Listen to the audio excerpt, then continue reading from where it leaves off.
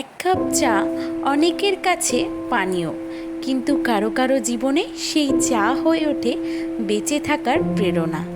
আজকের ঘটনাটা এমনই একজন মানুষকে নিয়ে, যিনি শুধু চা বিক্রি করতেন না, তার ওই এক কাপ চা বদলে দিয়েছিল তার পুরো জীবনটাই। 2019 সালের ঘটনা। কলকাতার কলেজ স্ট্রিট এলাকায় এক প্রবীণ মানুষ প্রতিদিন এক কোণে বসে চা বিক্রি করতেন।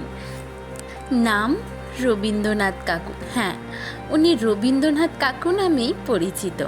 একদিন বৃষ্টির দিনে কলেজের এক ছাত্র তার কাছ থেকে চা নিয়ে টাকা দিতে ভুলে যায়। পরের দিন যখন তার মনে পড়ে সে টাকা দিতে আসলে কাকু হেসে বলেন, আরে তুমি তো আমার ছেলের মতো, তোমার কাছ থেকে আর কি টাকা নেব।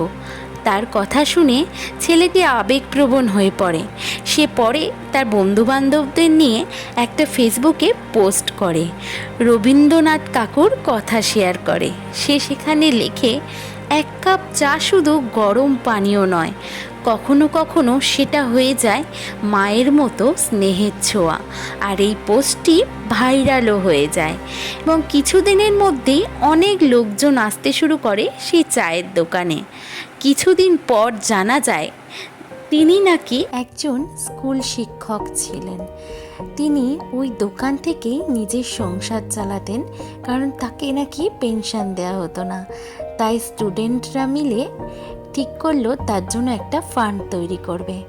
আর যেই কথা সেই কাজ, তারা যাতে কাকুর মাসিক আয় চালু হয়, আমরা এই ঘটনা থেকে ফান্ড তৈরি শিক্ষা পাই, যেখানে মায়া আছে সেখানে মন্দা নেই। আর এক কাপ চা বদলে দিতে পারে অনেকের জীবন। কে বলতে পারে কার জীবন কখন বদলে যায়? এই রবীন্দ্র কাকুর মতো।